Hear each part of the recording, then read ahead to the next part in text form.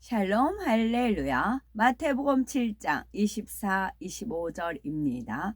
그러므로 누구든지 나의 이 말을 듣고 행하는 자는 그 집을 반석 위에 지은 지혜로운 사람 같으리니 비가 내리고 창수가 나고 바람이 불어 그 집에 부딪히되 무너지지 아니하나니 이는 주추를 반석 위에 놓은 까닭이요. 아멘. 요한일서 2장 14절입니다. 아이들아, 내가 너에게 쓴 것은 너희가 아버지를 알았음이요. 아비들아, 내가 너에게 쓴 것은 너희가 태초부터 계신 이를 알았음이요. 청년들아, 내가 너에게 쓴 것은 너희가 강하고 하나님의 말씀이 너희 안에 거하시며 너희가 흉악한 자를 이기었음이라. 아멘. 말씀대로 행할 수 있는 믿음의 3단계 제목입니다. 믿음의 2단계에서는 하나님의 말씀대로 행하려고 노력하지만 때로는 행하기도 하고 때로는 그렇지 못할 때도 있습니다. 하지만 어찌하든 육체의 일을 버려나가면 마침내 하나님의 말씀대로 능히 행할 수 있는 믿음의 3단계에 이르죠.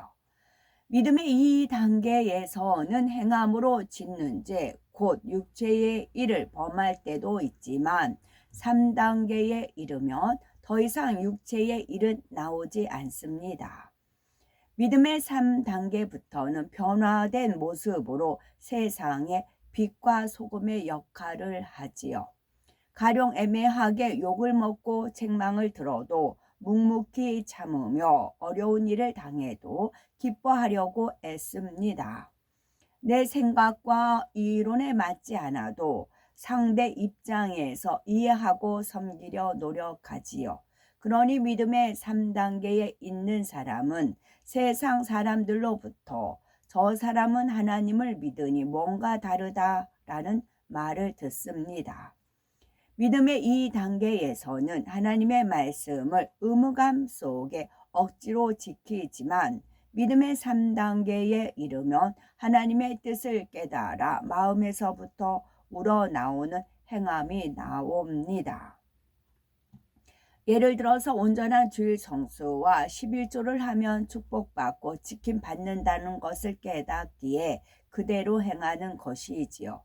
그런데 겉으로 보기에 말씀대로 행한다고 해서 무조건 믿음의 3단계라 할 수는 없습니다.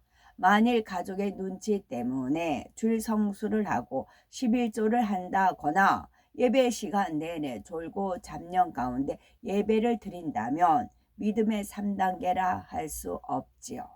심고 행한 후 본인의 생각만큼 빨리 축복이 오지 않으면 후회하거나 불평하는 경우도 마찬가지입니다. 믿음의 분량이란 한두 가지 외적인 행함이 아니라 마음에 얼마나 하나님의 뜻을 깨닫고 중심에서 믿는지를 통해 분별할 수 있습니다. 믿음의 3단계에서는 마음의 죄성, 즉 육신의 일을 버리기 위한 선한 싸움이 시작되지요. 육체의 일을 행하지 않을 뿐 아니라 육신의 일을 버려 나가게 됩니다. 죄성이 있으면 하나님의 뜻대로 온전히 순종할 수 없기 때문에 죄의 뿌리를 온전히 뽑을 때까지 계속 믿음의 선한 싸움을 해야 합니다. 믿음의 3단계에서도 사람마다 그 분량이 다릅니다. 믿음의 3단계를 1%에서 100%로 나눌 때 100%에 가까울수록 믿음의 4단계에 가깝죠. 믿음의 3단계에 들어서서 말씀대로 행한다고 해도 처음에는 마음의 갈등을 겪습니다. 즉 육신의 생각과 영의 생각이 싸우죠. 하나님의 뜻을 깨달아 순종은 하지만 마음의 죄성들이 남아있기 때문입니다. 그래서 진리대로 행하기는 하되 선을 쫓으려는 영의 생각과 악을 쫓으려는 육신의 생각이 싸우는 것이죠. 믿음의 2단계에서는 고난을 겪을 때 기뻐하고 감사하려고 노력은 하지만 결국 이기지 못해 불평 불만을 쏟아냅니다. 하지만 믿음의 3단계에서는 고난 중에도 감사하고 기뻐할 수 있지요. 그렇다고 이 단계에서 100% 온전한 기쁨과 감사가 나오는 것은 아닙니다.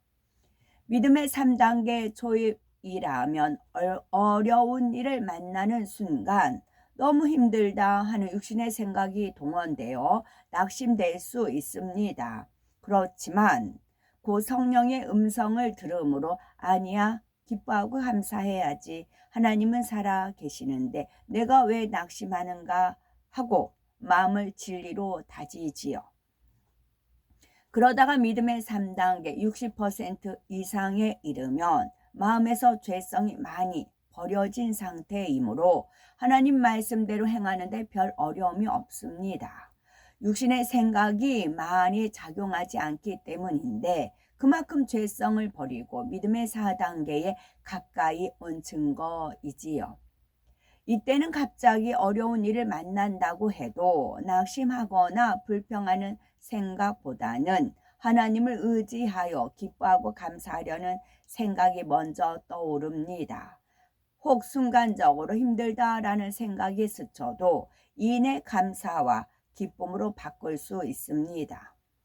마태복음 7장 24에서 25절에 그러므로 누구든지 나의 이 말을 듣고 행하는 자는 그 집을 반석 위에 지은 지혜로운 사람 같으리니 비가 내리고 창수가 나고 바람이 불어 그 집에 부딪히되 무너지지 아니하나니 이는 주초를 반석 위에 놓은 영고요 했습니다. 여기서 반석은 곧 예수 그리스도를 의미하지요. 시험 환난에 믿음이 요동하지 않고 말씀대로 행하면 반석이신 예수 그리스도 위에 든든히 섰다 할 수 있습니다. 그러므로 믿음의 3단계 60% 이상이 되면 믿음의 반석에 들어선 것이죠.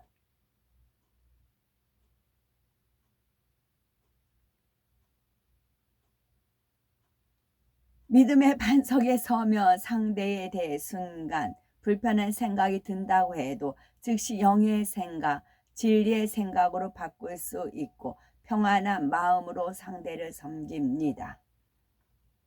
여기서 믿음의 반석에서 이제 역시 99년도에 있던 퍼즐을 순간 떠올려 주신 겁니다. 그래서 제가 너무 감격스러워가지고 반석, 이 반석을 하나님께서 어떻게 저한테 알려주셨냐면 연예인 중에 반효정이 있었어요. 제가 이제 워낙 드라마를 끼고 살았기 때문에 그 반효정이라는 인물과 함께 반효정 그것만 있었습니다. 반효정. 그런데 반효정, 믿음의 반석, 반효정을 나름대로 딱 들었을 때 떠올리는 그 감동이 무엇일까요? 저한테는 알려준 게 반효정, 반석이에요. 반효는 효도, 효자, 효녀, 정, 생령, 성령, 정령, 정령인데 정자를 풀면 마음심에다가 풀을 정이잖아요. 푸른 마음이에요. 변하지 않는 마음. 그게 정이에요. 자기 감정에 따라 뭐 미운 정, 고운 정 있게 하지만 파란 변하지 않는 그런 마음을 가진 그게 정이거든요. 요즘은 제가 이제 하나님께서 구체화되고 갈수록 이렇게 좁아진다고 하죠. 정에 대해서 하나님께서 많이 지금 공부를 가르쳐 주시는데 반효정, 반석에 쓴 효자 효녀와 푸른 마음, 정, 반효정, 그거라는 거예요. 믿음의 반석 니꼬로 반효정이다 그러신 겁니다. 그러니 신앙생활이 힘들지 않고 하루하루가 기쁘고 행복하지요. 반효정에서 효들을 부모가 재산이 있고 권력이 있고 명예가 있고 본받을만 해서 나한테 내가 효하면 나한테 부스러기로 떨어질 거야 라는 마음으로 효하는 게 아니고 부모가 아무것도 없어요. 아무것도 없어요. 아무것도 없고 거지와 같아요. 파산했어요. 그래도 효할 수 있는 마음인가? 그걸 원하신다는 거예요. 지금 이제 번쩍 떠올려 주신 게 헤브라님께서 늘 그러시거든요. 파산돼서 거지의 꼴로 저한테 왔다는 거예요. 근데 온 힘을 다해서 효했다는 거죠.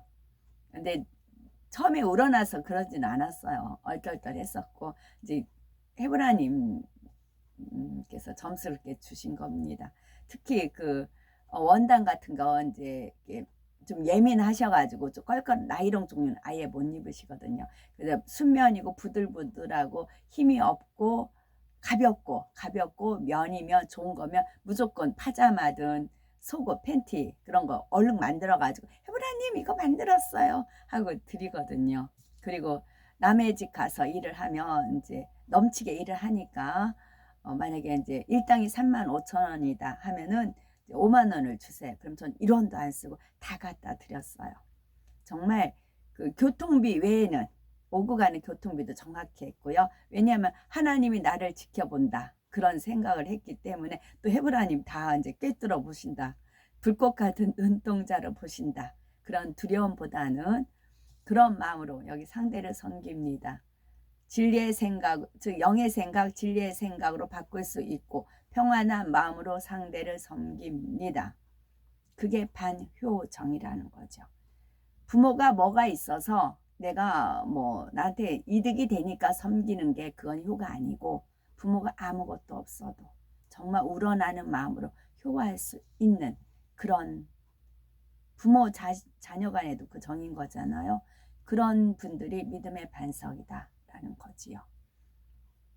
그러니 신앙생활이 힘들지 않고 하루하루가 기쁘고 행복하지요.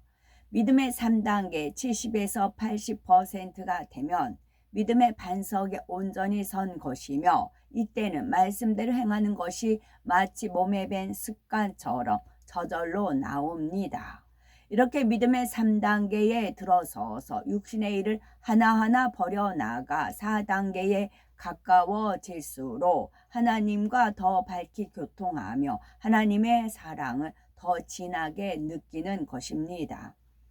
이때는 아무리 나를 힘들게 하는 사람이 있어도 그를 사랑하지는 못할 망정 미워하지는 않습니다. 급히 돈이 필요할 때 길에서 돈 지갑을 줍는다 해도 내가 쓸까 주인을 찾아줄까 라고 갈등하지 않고 바로 주인을 찾아주지요.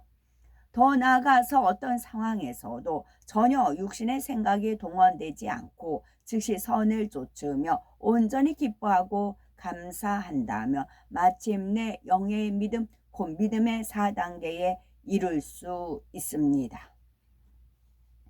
예수 그리스도를 영접하여 간신히 구원받은 성도의 전구 저소는 낙원이지요. 교회에 다니며 하나님의 말씀을 배워 그대로 행하려고 노력하는 믿음의 2단계에 속한 성도는 낙원보다는 좋은 1천층에 들어갑니다. 그러면 영적인 믿음이 성장하여 하나님의 말씀대로 행할 수 있는 믿음의 3단계에 속한 성도의 천국 저소는 어디일까요? 1천층보다 좋은 2천층이지요. 2천층에 들어가면 다세대 주택 형태의 집이 주어지는 1천층과는 달리 독립된 주택이 주어집니다. 단층이지만 이 땅의 어떤 호화로운 저택이나 별장과도 비할 수가 없을 만큼 웅장하고 아름다우며 향기로운 꽃과 나무들로 잘 단장되어 있습니다. 그리고 가장 원하는 부속시설 한 가지를 자신의 소유로 받습니다.